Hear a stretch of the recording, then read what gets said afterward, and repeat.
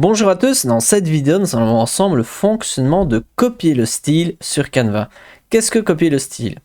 Tout d'abord, pour pouvoir le voir, vous pouvez créer un document sur Canva et ensuite si vous ajoutez un élément, vous pouvez cliquer dessus et on peut voir qu'une des options c'est un pinceau un peu étrange et il s'appelle copier le style. Si je clique dessus, le pinceau va devenir noir et je vais pouvoir avec ce pinceau cliquer sur un élément. Par exemple, ici, je vais cliquer sur le rond jaune, j'appuie dessus et ça ne fait absolument rien.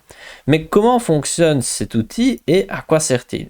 Je vais faire une deuxième tentative. Je prends ce rectangle avec des coins arrondis et une couleur noire. Si je clique dessus, je vais pouvoir copier le style. J'ai donc le pinceau et je vais appuyer sur celui-ci. Hop!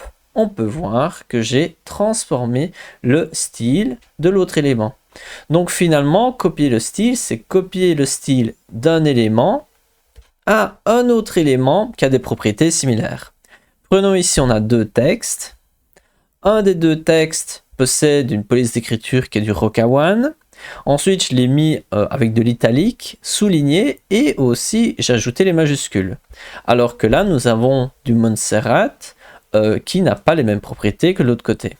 Et là, qu'est-ce que je peux faire? Je peux cliquer sur le texte et on peut voir qu'il y a le copier le style qui apparaît à droite. Je clique dessus, mon pinceau devient noir et je vais cliquer sur l'autre texte et on peut voir que j'ai directement transféré les propriétés, hop, à l'autre. Donc là, je pense que on a compris l'intérêt de cet outil. Et donc maintenant, regardons avec d'autres éléments. Prenons une image. Imaginons, je vais dans éditer et je la mets peut-être en noir et blanc. Donc ici, on voit qu'à gauche, on a différentes options. Et moi, je vais choisir peut-être, allez, je vais mettre du flou. Et je vais mettre à l'image entière à une intensité très élevée. Lorsque c'est fait, je vais revenir en arrière.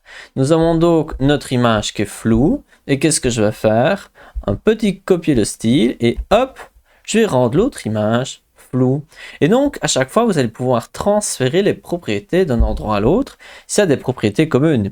Ici, par exemple, quelle est la propriété? C'est le fait que la couleur, elle soit noir. On peut voir qu'il y a les styles de bordure. Je pourrais faire une bordure tout autour. Donc voilà, à chaque fois, il y a quelques petites propriétés. Imaginons ici, je copie le style et hop, j'ai transféré la propriété. Et cela marche aussi si on prend une vidéo. Imaginons, je prends une vidéo et je vais simplement arrondir les angles, mais il y a aussi d'autres propriétés existantes. Je vais pouvoir transférer ici en mettant copier le style, hop, nous avons arrondi les angles à l'autre vidéo. Et ça marche aussi si on prend par exemple ici, j'ai un cadre et si je clique dessus et je prends une propriété comme la transparence, ici elle est bien nette, mais imaginons que je veux le mettre pratiquement transparent, allez, comme ceci, je vais pouvoir copier le style et mettre l'autre pratiquement transparent. Et maintenant on va faire une tentative plus audacieuse, on va essayer de copier du style provenant ici du texte et le transférer à une image. Vous allez voir que ça ne marche pas parce que ce n'est pas le même élément, donc ça marche pas du tout. Et si on veut faire une autre tentative qui ne marche pas non plus, c'est de prendre ici, on va par exemple arrondir, on va faire autre chose, je vais mettre éditer, je vais choisir ajuster et je vais mettre par exemple la luminosité à 0. Donc on peut voir que c'est très sombre et je vais transférer cette propriété, je vais cliquer sur mon image, je prends copier le style et je vais essayer de faire les deux pizzas d'un coup. Donc je fais première pizza, deuxième pizza, ça ne marche pas. En fait, à chaque fois que vous transférez les propriétés d'un élément, il faut redémarrer, donc il faut reprendre le premier, je reprends copier le style et hop, je transfère aussi au second. Et maintenant, pour terminer cette vidéo, on va essayer de transférer le style d'un élément audio à un autre. Et en fait, vous allez pouvoir voir que ce n'est pas possible. Si vous cliquez sur afficher et tout, il n'y a pas l'option copier le style, donc on ne sait pas le faire. Donc voilà, on a vu ensemble copier le style.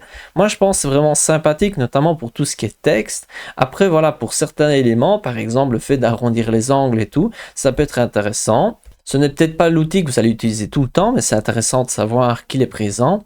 Et donc ici, vous le retrouvez, lorsque vous cliquez sur un élément, vous le retrouvez sur la barre pour les modifications. Parfois, il se trouve, lorsque vous mettez les deux petites flèches, vous allez pouvoir le retrouver tout en bas, ici, dans copier le style. Et maintenant, c'est à vous d'essayer cela, et je vous dis à une prochaine.